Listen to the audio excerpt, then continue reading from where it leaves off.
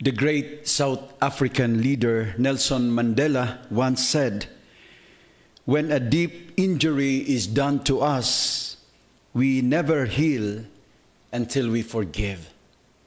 Dili daw ta maayo sa samad nga lawom kaayo kung kita dili makamaong magpasaylo. Mga igsoon, diya sa atong ebanghelyo karon from the Gospel of St. Matthew, chapter 18, verse 21. Si Pedro nangutan na kang Hesus, "Ginoo, makapila ba makasala kanako ang akong isig katao ug ako gihapon siyang pasayloon? Makapito ba?" Mga igsoon ning tungura, ma-imagine nato nga si Pedro medyo mapasigarbuhon ba?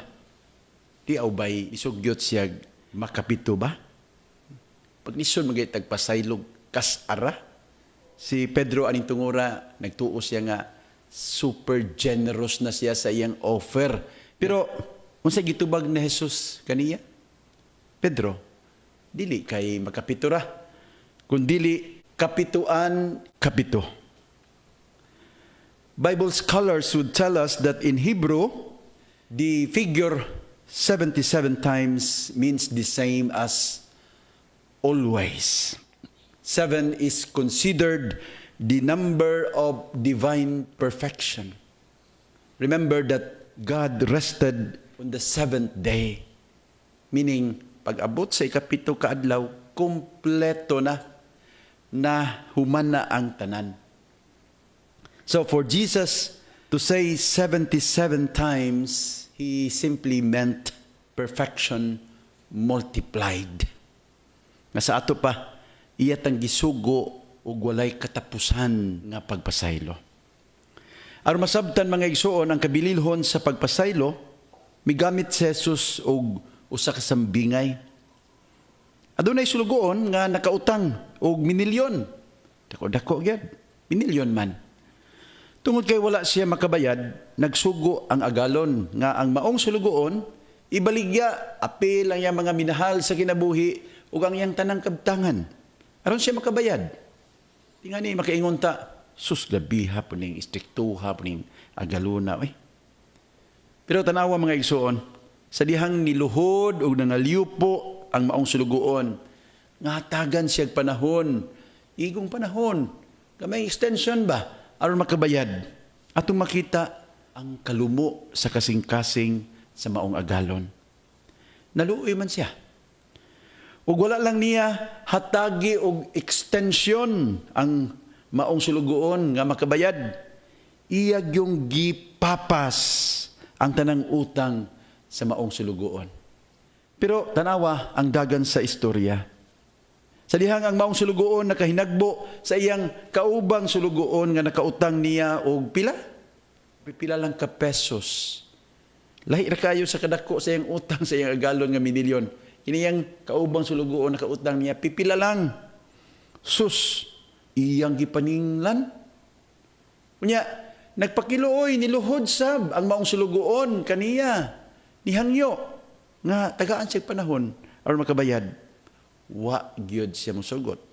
Hinunua, iya kining gipapriso, hangtod nga makabayad sa iyang utang. Something must be wrong here.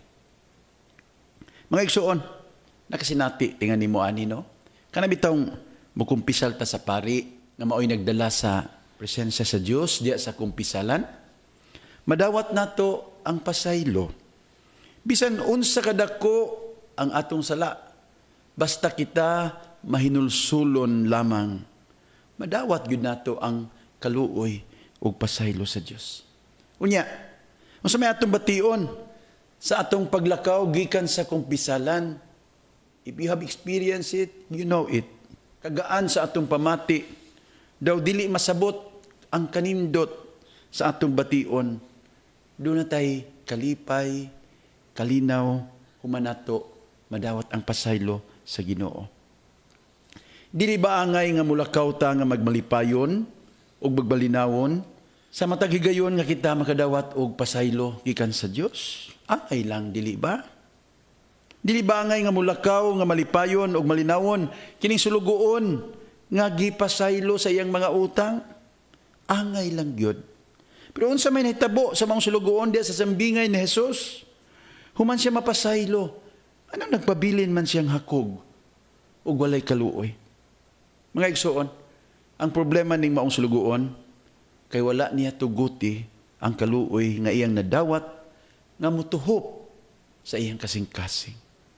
Nakasabot siya sa kadako sa grasya nga iyang nadawat, tiyaw ba'y napapas ang iyang dakong utang, tiyaw ba'y napasaylo ang iyang dako kaayong sala. Nasabtan niya kini, pero dili ra kutob. Wa gyud makatuhop diri sa iya nga kasing-kasing. Mga igsoon, kini sambingay ni Jesus, angay gyud nato nga pamalandungan og maayo. Ngano?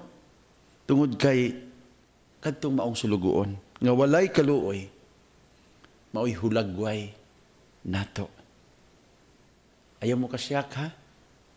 Tinuod kining maong sulugoon kita sa matag higayon nga dili ta mo sabot og mupasaylo sa mga tawo nga nakasakit nato. Mahimo kitang sama ni adtong maong sulugoon. Masyak ta ani mga igsoon kay magtuo man gud ta nga wala tay utang sa Ginoo. Wala man tay dakong sala sa Dios. Kana mo'y atong pagtuo. Pero abi ninyo, kung susiho nato pag-ayo ang atong konsensya o ang atong kahiladman, atong masayran, na daghan tag-utang sa Ginoo. Nga minilyon ang atong utang sa Ginoo. Daghan man tagapakyasan, daghan tagsalaoy. Dili lang ang mga butang nga atong gibuhat, kundili apil ang wala nato buhata sa isig katao.